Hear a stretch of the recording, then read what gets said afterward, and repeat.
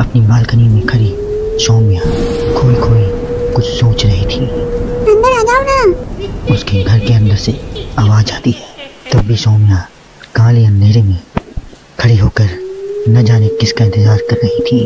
तभी एक औरत अपने 2 बच्चों के साथ उसके पास वाले घर में एक लाल रंग की कार से उतरती है और बारिश में भागते हुए सामने वाले घर में चली जाती है। हेलो हेलो, कौन? मेरा कुछ सामान तुम्हारे पास है, लौटाओगे नहीं? आपका क्या सामान? कौन है आप? मैं तो इस घर में कुछ शिफ्ट पहले ही आई हूँ। आपको यहाँ का नंबर कैसे पता चला? मम्मी, हो सकता है जो फैमिली यहाँ पहले रहती हो ये कॉल उनके लिए हो। नहीं नहीं, ऐसा नहीं है। बाहर करकराती बिजली और एक अनजान आदमी के फोन कॉल ने प्रीति को डरा दिया था। वो फौरन कॉल रख देती है। चलो बच्चों, कमरे में चलते हैं। मैं तुम्हें सुला देती हूँ। पर इतने अंधेरे में तो कुछ भी नहीं दिखाई दे रहा है। मम्मा, फ्लैश लाइट ऑन करो ना।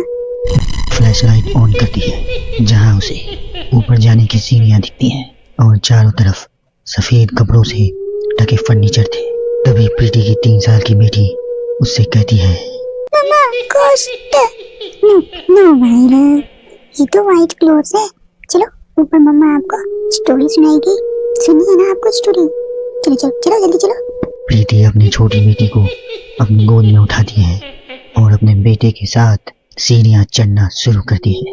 एक एक कदम उसे ऐसा एहसास हो रहा था मानो वो सीढ़ियाँ भी नहीं, दलदल में कदम रख रही हो। ये मेरे पैर सीढ़ियों में धंस क्यों रहे हैं? बहुत देर चलने के बाद सीढ़ियाँ खत्म होती हैं। ऐसा लग रहा था कि मैं पता नहीं कितने दिनों से चल रही थी। जैसे तैसे प्रीति थकी हारी ऊपर कमरे में पहुंचती है। जैसे ही फ्लैश बेड पर पड़ता है, वो देखती है कि उसके दोनों बच्चे पहले से ही बिस्तर पे सो रहे हैं। मेरा सर चकरा रहा है। बच्चे तो मेरे गोद पे थे, यहाँ कैसे आ गए? और वो भी मुझसे पहले। प्रीति कुछ समझ पाती उससे पहले ही वो बेहोश होकर जमीन पर गिर जाती है। अगली सुबह उसकी आंखें सूरज की रोशनी चेहरे पर पड़ने से खुलती हैं। वो बैल्कनी में जाती है, जहाँ उसे सौम्या अपने बैल्कनी में खड़ी दिखती है। ऐसा लग रहा था मानो सौम्या रात भर से वहीं बालकनी में ही खड़ी थी। प्रीति सौम्या को मुस्कुरा कर देखती है। हेलो, मैं यहाँ कल रात में शिफ्ट हुई हूँ।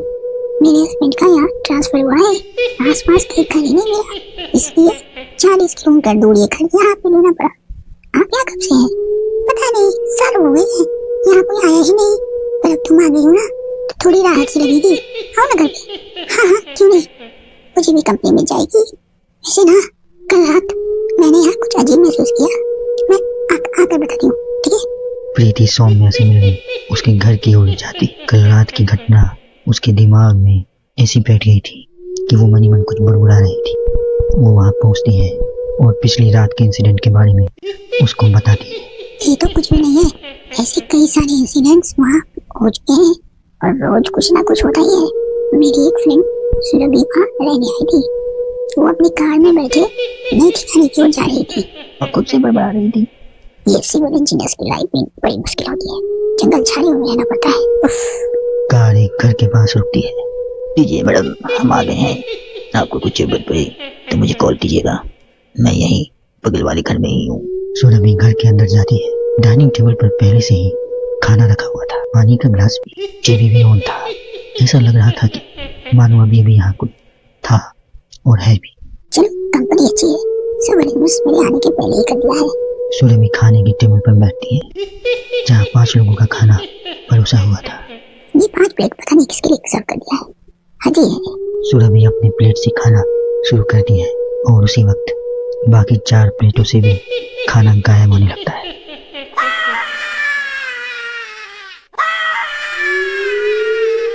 सुरभि भागते हुए अपने ड्राइवर के घर पर जाती है और वो देखती है उसका ड्राइवर जमीन पे गिरा हुआ था और फर्श पे हर जगह बस खून ही खून था और उसके ड्राइवर राहुल के मुंह से भी खून आ रहा था।